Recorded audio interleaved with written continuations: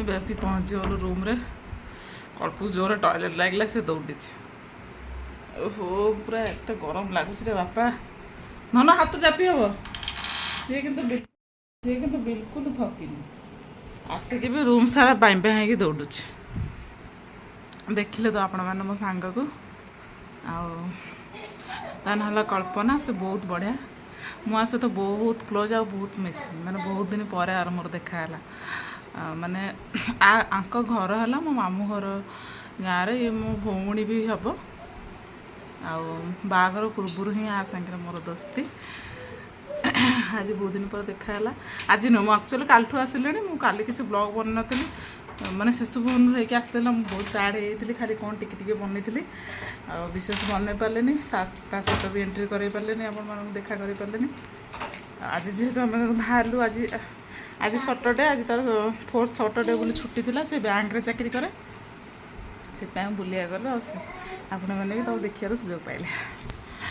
ଆଉ ଭିଡ଼ିଓଟି please, video ଯଦି ନୂଆ ଅଛନ୍ତି ପ୍ଲିଜ୍ ମୋ ଚ୍ୟାନେଲକୁ ସବସ୍କ୍ରାଇବ୍ କରନ୍ତୁ। ମାନେ ମୋ ଦେହ କ'ଣ ହେଇଯାଉଛି, ଆସିଲେ ନା ସେଠି ଇଏ ରହୁଛି ଉପର ତାଲାରେ, ସେ ପାହାଚ ଗୁଡ଼ା ଟିକେ ବଡ଼ ବଡ଼ ପାହାଚ ଚଢ଼ି ଚଢ଼ି ପଳେଇ ଆଇଲିନି ନା, ମୋ ଦେହ ଟିକେ କ'ଣ ହେଇଯାଉଛି।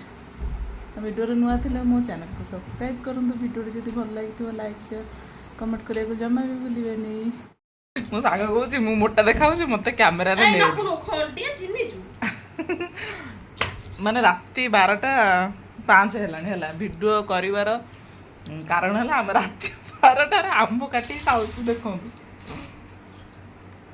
ଆମ୍ବ ଖାଇବାର ପ୍ଲାନିଂ ମୋର ନଥିଲା, କଳ୍ପର ଥିଲା। ମୁଁ ମନା କଲି, ମୁଁ ତାକୁ ପାଟି କଲି। ରାତି ଅଧରେ କିଏ ଗୋଟେ ଆମ୍ବ ଖାଇବ?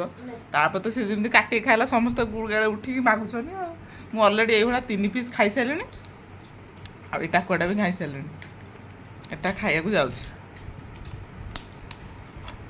ରାତି ଅଧରେ କିଏ ଏମିତି ଆମ୍ବର ମଜା ନେଇଛନ୍ତି ପ୍ଲିଜ୍ କମେଣ୍ଟ କରିବେ। ପୁଣି ଗୋଟେ ଦେଲା। ସମସ୍ତେ ବସି ଆମ୍ବ ଖାଉଛନ୍ତି। ଆଉ ଜଣେ ପଳେଇଛି। ଗେଲୁ ମୋର ଦେଖନ୍ତୁ ଶୋଇଛି ଏଠି, ମୋବାଇଲ ଘଷି କରିଥାନ୍ତା ଏଇନା। ଗେଲୁ ମୋର ଏଠି ଶୋଇଛି, ଆମେ ସବୁ ଆମ୍ବ ଖାଉଛୁ।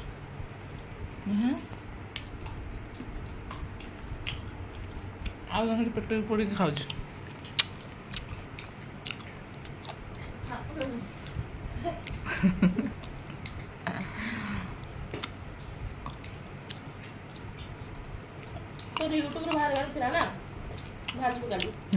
ତାର ୟୁଟ୍ୟୁବରୁ ବାହାରିବାର ଥିଲା, ସେ ବାହାରିଯିବ, ଦେଖିବ ହେଲା।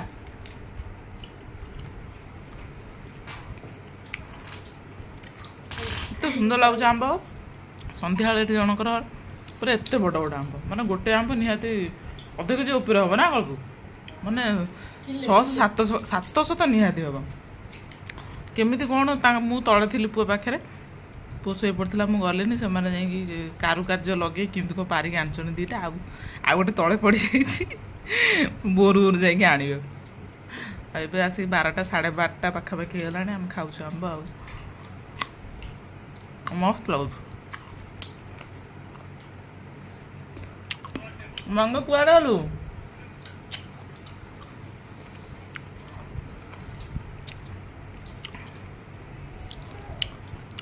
ପୁଣି ସକାଳେ ଦେଖାଯିବ। ଆମ୍ବ ଖାଇ ଖାଇ ମନ ବୁଝିଲାନି ହେଲା।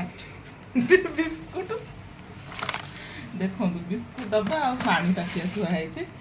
ଆଉ ମୁଁ ଆଉ ପୁଅ, ଆଉ ବ୍ୟାକ୍ ସାଇଡ଼୍ରେ ଜଣେ ଅଛି, ସେ ମାନେ କଳ୍ପୁର ଭଉଣୀ, ସାନ ଭଉଣୀ।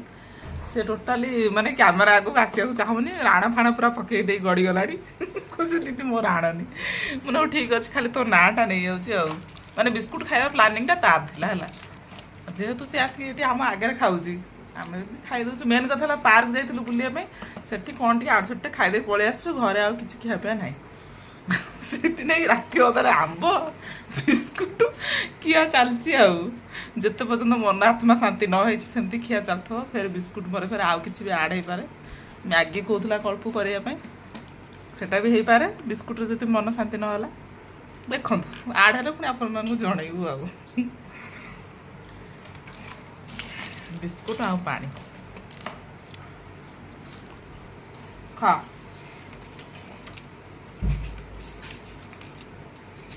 ରହିଲି ବାଏ ଗୁଡ୍ ନାଇଟ୍।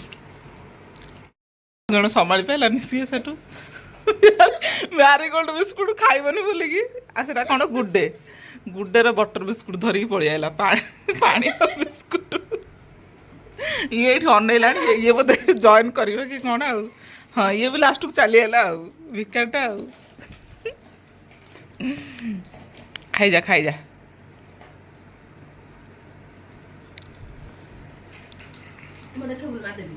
ଆଚ୍ଛା କହିଥିଲା ପୁଣି ଯଦି ଯାହା ହବ ତାର ମୁଁ ଦେଖେଇବି। ଏଠି ଚାଲିଲା ଆମର ଲୁଡୁ ପଟି ବାହାରିଲା। ଏବେ ଟାଇମ୍ ଆସିକି 12:30 ହେଇଗଲାଣି। ଖେଳିବୁ ଏଇନା ଆଉ ଜଣେ ସେ ଭିଡ଼ିଓ ହେଉଛି ବୋଲି ପୁରା ପଛକୁ ପଳେଇଛି ହେଲେ ଏକାଥରେ ବେଡ୍ ପଛକୁ ପଳେଇଛି। ପାୟା ପାୟା ନା ଜଣି ଜଣିଆ ଗେଲୁ ତ ପୁରା ଶାନ୍ତିରେ ଶୋଇଛନ୍ତି ଆଉ ବାବା ମୁଣ୍ଡୁଲୁ ମୁଣ୍ଡୁଲୁ ଆଉ କଣ 3 ଜଣ ଦିଦି ବସିବନି କି?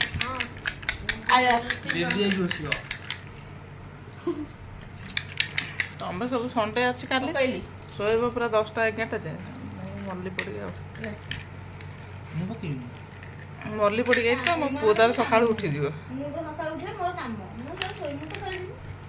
ଖେଳିବୁନି ଆମେ ବାଜି ଖେଳିବୁ।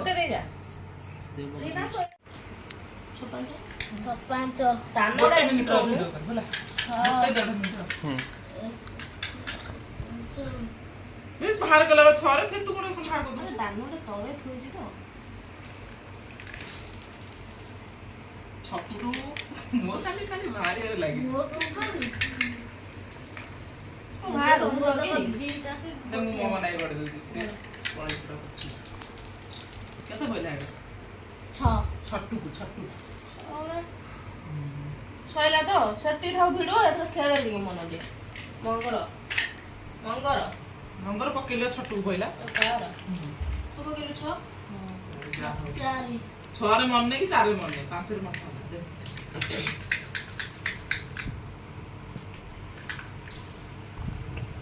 ଆସିନି 8